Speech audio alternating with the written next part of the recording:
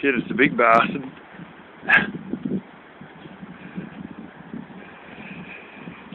As I turned it over or something, I got more bloody grass inside.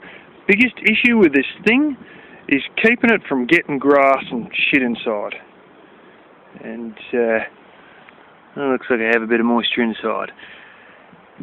Rubber seals aren't any good, and some of this crap may be caused by the fact that rubber seal is hanging out, and well, the framing on this isn't really strong enough, and it sort of twitches and bends. Not on the timber framing, on the actual steel frame that the glass has been put inside. As you can see, we've still got some plastic wrap, which is what they usually have before they, as they're installing it. We used to have another one that was actually clear plastic that was on all the beams for the steel pergolas I used to put together, or, well, usually do the stormwater drains on, back in 2004, I think it was. Stratco. You may know who I'm talking about, Stratco pergolas. It was like a dealership of Stratco pergolas. Anyway, seems we're building up a bit of condensation down the bottom, but that may have been the seal there leaking in the rain. Generally, when you go to dehydrate things, you don't expect to get more than a 1/4 inch of rain. Not really.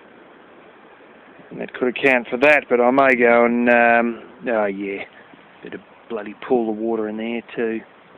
Shit, there's a bit in there. Yeah, it's a bit hard with all the grass and that getting in, because all this has been so dry.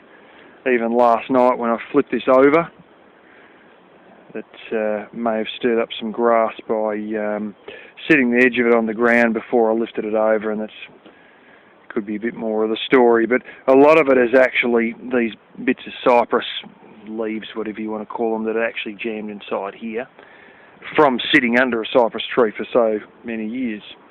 But anyway, I might take off the little Venski here and give it a chance to dehydrate the water out of itself. Oh, geez, there's a bit on that. Oh. Whoa! Holy smoke! That air is... That's probably over 120 Fahrenheit, that air coming out of there. The sun's still struggling to flame and get through, although it was brighter a couple of minutes ago, and that's seriously warm air coming out of there. And it is actually moving too, I can feel it.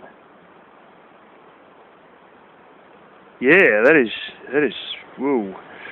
Well, I'll put it like this, it's warmer than the flaming outside here. So anyway, I might, gonna have to work out how to get this off again, vacuum that out, put me plums and stuff in, and put it back on tomorrow. But with a bit of luck today, yeah, look, all the water here, right along there, that one's caught it, that one's caught it.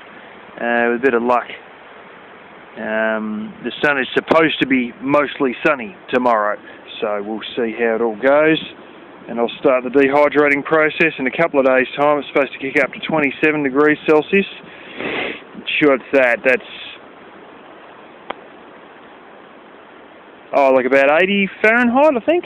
So yeah, then we'll be really dehydrating things properly.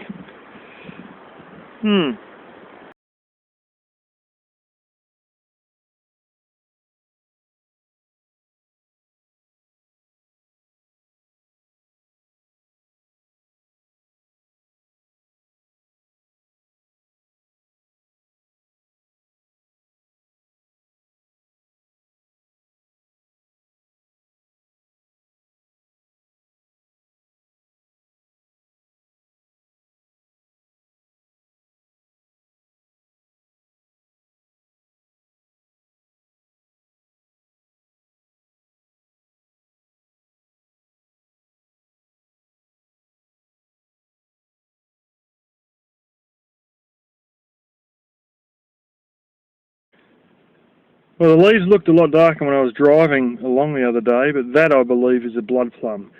Hanging over the fence of my nan's place and even out on the streets around my nan's place, there was quite a few blood plums, and still are, and I used to pick a few of those. When we'd go to her place on holidays as a kid, because we used to every second year fly over from Western Australia to Victoria and visit all the relatives.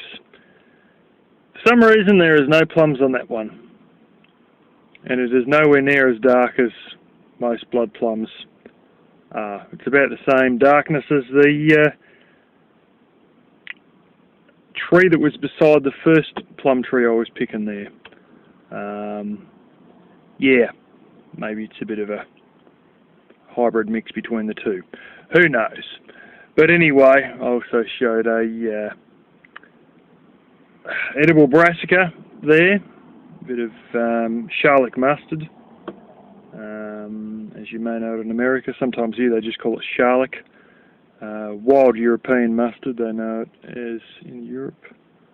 Yeah, a bit disappointing. I thought there'd be heaps on that.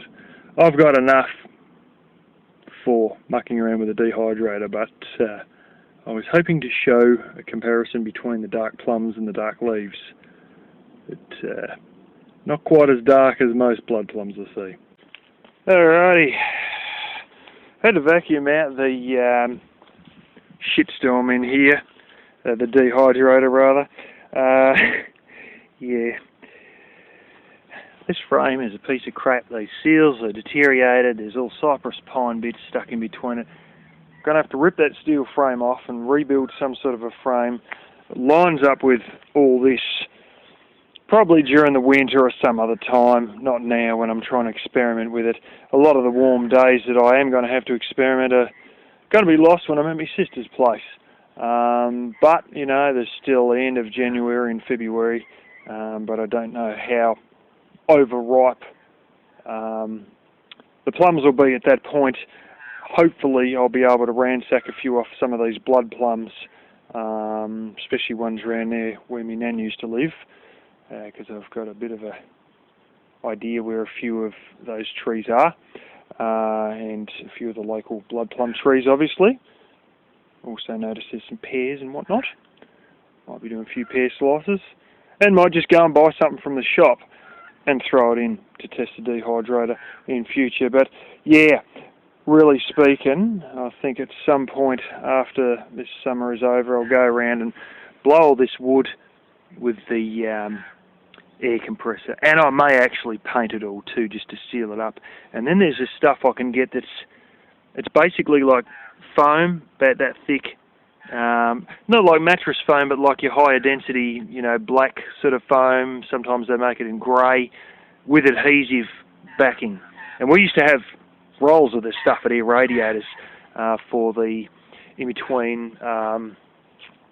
Basically, we had bolt-on side supports that would bolt on, whereas this is just brazed on or whatever, soldered on, I think, actually. And your side supports would go on, but then in between, like your last fins and your side support, that have this high-temperature sponge foam with adhesive backing. I can get something like that, I believe, at Dazo. I know I can get the ones which is like a window seal, which is like a little tiny, looks like a little brush edge with an adhesive backing, and I think they do actually have the foam ones as well, but they're only like not even a 1/4 inch thick, like 1/4 inch wide rather. I want to get one that's at least more than 1/2 inch wide and probably, you know, 1/4 inch thick or whatever, and run it along the outer edge so that when I reframe that glass I can put it on and it's like flipping properly sealed, and it's not like vacuuming shit out with the vacuum as it has been. Some of these bits here aren't actually dust. That is the remains of a rag. It was a rag. It was an old flannel bed sheet, which is cotton, and it was basically going rotten, and as I was trying to wipe this to clean it, it was just flaking off little bits of cotton. So, and there's a big streak of it there. So, yeah, it's not the cleanest in here. at the rate I was doing all this, I really didn't have time to get a perfect one of those after I realised that it was the seals were failed on it and there was bits of stuff going everywhere. But anyway, we did get something built in time, even if it isn't dustproof. And yeah, trying to dry all these out. Took a while to spread them all out. Not so good having them in the fridge for a couple of days. They sort of go a little bit mushy, and there's a certain kitty, and if she gets in here, I'm going to get off the bloody thing. Get out. Spend all this time wiping all this clean, and she'll just come and walk through it all and sniff the plums and everything if she gets half a chance. So anyway, I've spread them all out, as you can see. Took a while. A bit of mucking around. It would have been nice if I had cut them on the same day and put them in the dehydrator, because they sort of go a little bit mushy in the fridge for 2 or 3 days. And yeah, but this is our attempt, as we're running out of time to do it from when the plums are ripening to when I got this show on the road. And at least we did get something happening in time, and I'm going to go ahead and put that on the top there, restack it onto that. The warm air seems to come out all right anyway, but all the same, I've got my prop here. I've got to go and clean the pipe out, and I'll probably duct tape the pipe into there, into the end of that pipe, and probably zip tie it to that thing, and we'll see how we go. But it does seem to rise up out the end anyway, so I might barely need it, but I'll put it on regardless anyway, just to give it a better chance. Yeah, so anyway, I better get this on before Pussy decides to walk all over it.